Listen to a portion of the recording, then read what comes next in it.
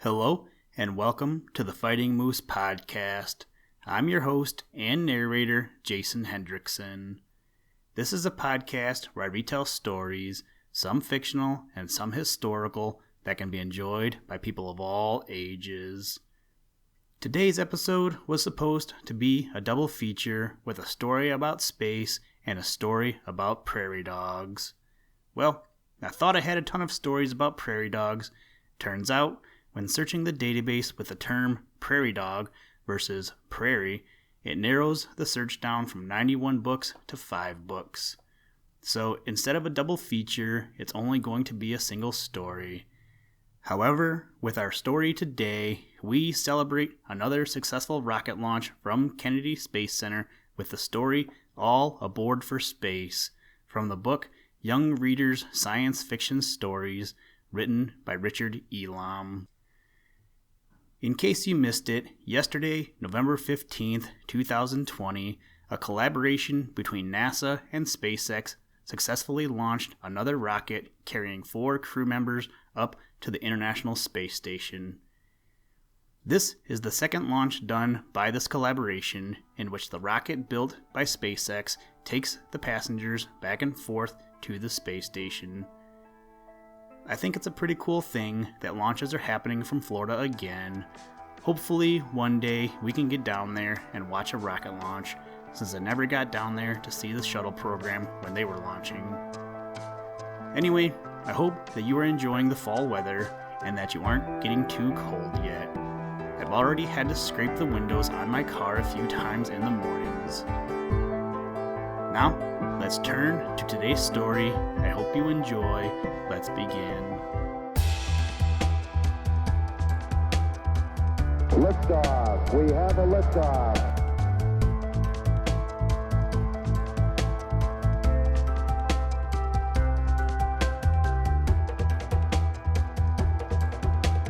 We choose to go to the moon in this decade and do the other things, not because they are easy, but because they are hard.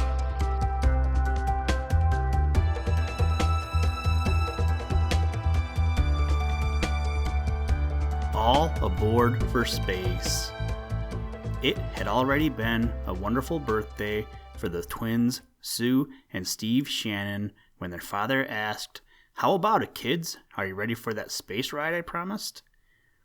Sue's big hazel eyes looked like walnuts as she stared in surprise. Steve's blue eyes were more like plums. Could they really believe what they were hearing? "I said I'd take you on the ride when you two reached 12, didn't I?" Mr. Shannon went on. They hadn't forgotten and were suddenly as excited as 2 young ducks who have just discovered water.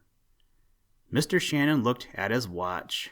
"We'd better get ready. The next flight is at 4 o'clock. Less than a half hour later, Mrs. Shannon was bidding goodbye to the 3 as they climbed into the family helicopter on the roof of their home. In this year of 2004, nearly everybody owned a copter. Mrs. Shannon had been invited to go along, but she said no coaxing in the world could get her up in one of those rocket things.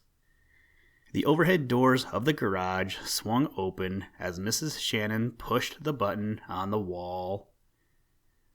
As soon as the 3 riders were comfortably seated, Mr. Shannon started up the engine and the overhead blade began churning. Gently, the copter lifted into the blue sky and headed out over the city. "I can't really believe we're going to take a trip into space," Sue said happily. "Someday I'm going to be a spaceman and travel to all the planets," Steve declared. The plane passed over beautifully triple-decked highways, over green farms loaded with scientific equipment, and solar mirrors over plastic domed skyscrapers.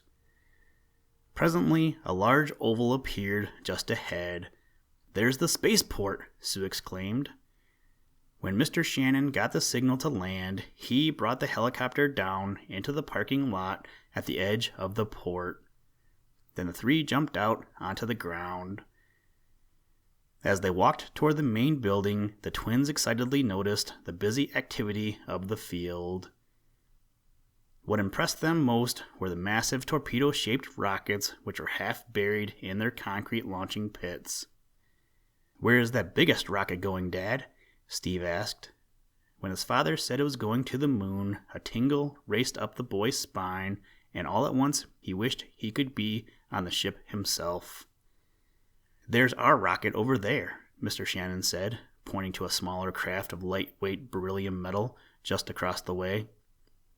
Near the pit was a sign that read, "Space rides daily. Enjoy the thrill of a lifetime 1,000 miles above Earth."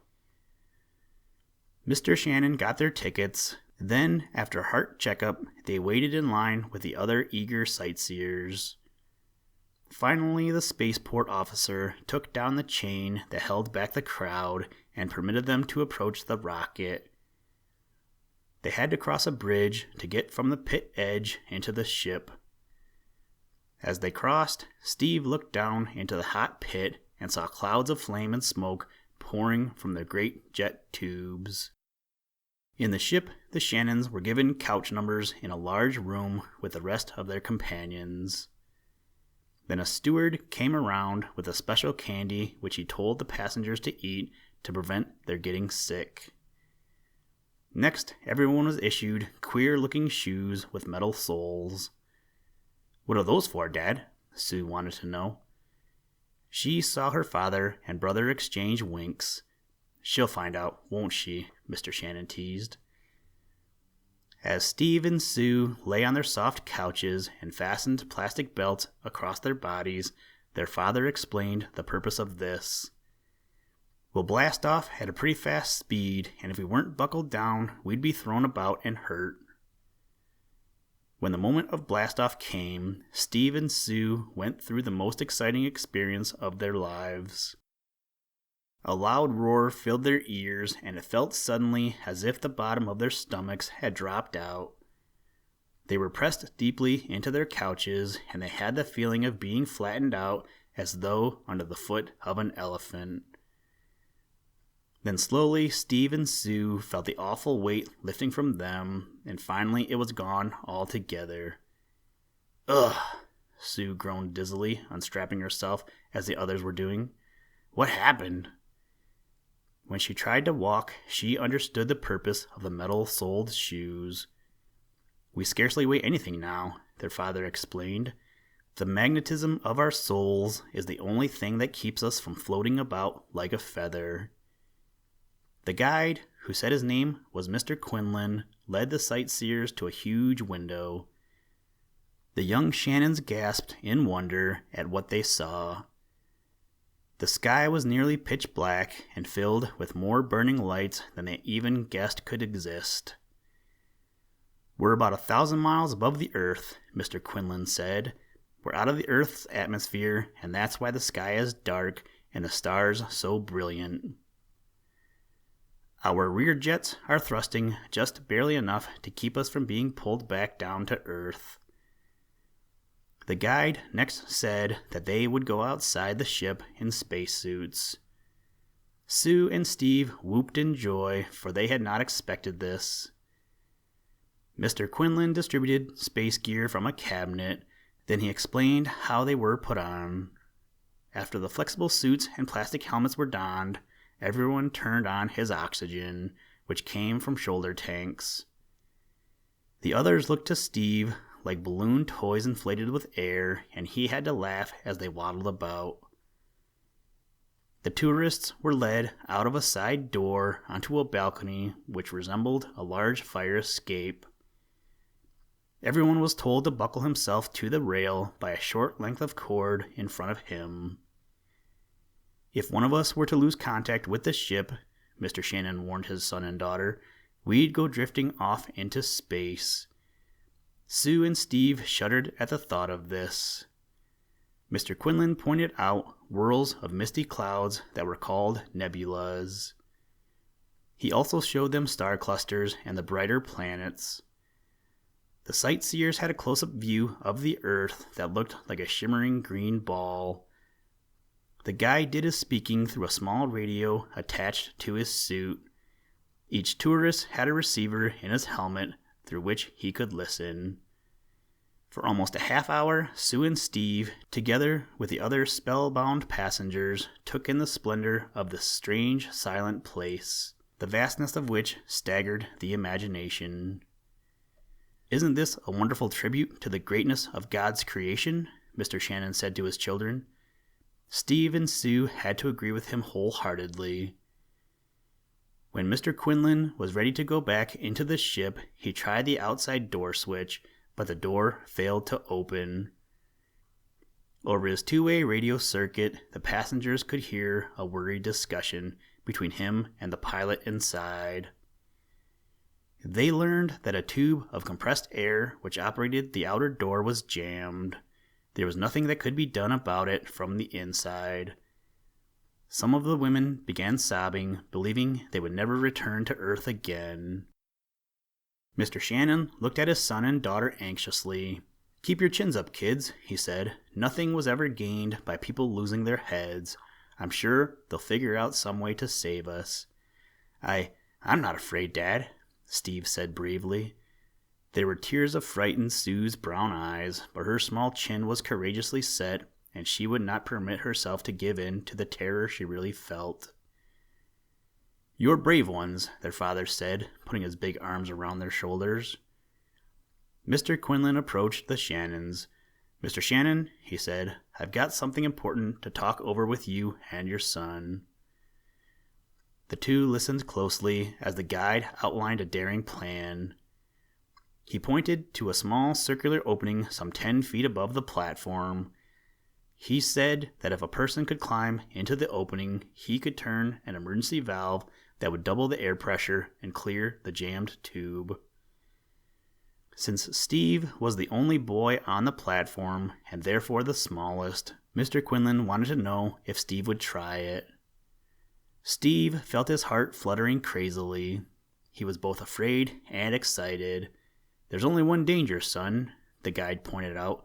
"You'll have to unfasten your safety line. If you think you can keep calm, though, there should be no real risk." "What will happen if the job isn't done?" Mr. Shannon asked grimly. Mr. Quinlan shrugged. "There's not much that can be done. These suits will run out of oxygen in 20 minutes, and only your boy is slim enough to get inside the opening. Then, too, they can't land the ship without the risk of tossing us all out." Mr. Shannon said quietly to Steve, "It's up to you, son. If you believe you can go through with it without losing your head and getting thrown from the ship." Steve swallowed hard, thinking of the lives of the others around him that depended upon him. "I'll try it," he managed to say. He felt his knees go weak when the safety rope was unfastened from his waist, and he realized there was nothing now but his magnetic shoes to hold him to the ship. Carefully, Mr. Quinlan boosted him up toward the opening above. Tick, tick, tick went his metal soles against the shiny skin of the craft as he made his way upward by means of special climbing handles on the rocket hull. "Keep calm," he told himself. "A spaceman doesn't lose his head." He was thankful for the firm grip of his gloves as his finger closed about the sides of the chamber and he pulled himself up inside. It was a close fit even for him. Mr. Quinlan had told him that usually the emergency valve was easily reached from the deck above, but that during this trip the deck was closed off for repairs and couldn't be entered. Steve found the valve handle and turned it as he was instructed. Almost immediately he heard the deafening blast of many voices in his receiver. Among the words he heard were, "The door's opening!" Steve sighed deeply and carefully started down again, but the danger was not over yet. He still had to be very cautious. This was brought to him sickeningly when he drew his foot back with greater force than usual and found himself weaving backward into space. With a chill of terror, he grabbed a climbing handle and pulled himself snug against the ship's hull again. Finally, he felt the strong arms of his father on the lower part of his legs. He relaxed and was helped down onto the platform amid the cheers of everyone around. The sightseers, sobered by their close call, trooped silently back into the ship. A moment later, the craft began dropping earthward, its jets acting as brakes to check the rapid descent. After landing, the Shannons were called into the office of the Chief of Operations at the spaceport. "Young man," the chief said to Steve, "let me congratulate you for the brave thing you did." He offered his hand, and Steve felt a flush of pride as he took the big palm in his own. "Such an unselfish deed can never be fully repaid," the chief went on. "Tell me, Steve, do you like space going?" Steve's eyes glowed with stars. "Very much, sir," he said. "Someday I'm going to be a spaceman myself. Then this little reward we have for you and your sister may help you reach your goal." He held out a plastic-sealed card. Steve took it as his heart raced. It was a lifetime rocket pass. Houston, Tranquility Base here. The Eagle has landed.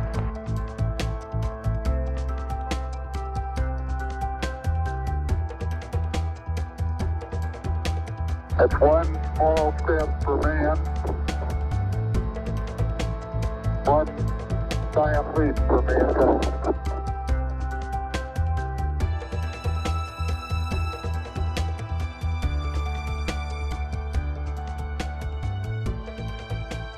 Thank you for listening to this episode of the Fighting Moose podcast. Please join us next time as we read another exciting story. Today's music was provided by the artist Analog by Nature, and the audio clips were provided from NASA. For more information to download and or listen to audio or materials from all our recordings, or to contact us, please visit www.thefightingmoose.com, or you can follow the links in the show notes. And as always, try and do a random act of kindness every day. Mission complete, Houston. After serving the world for over 30 years, the space shuttle's earned its place in history and it's come to a final stop.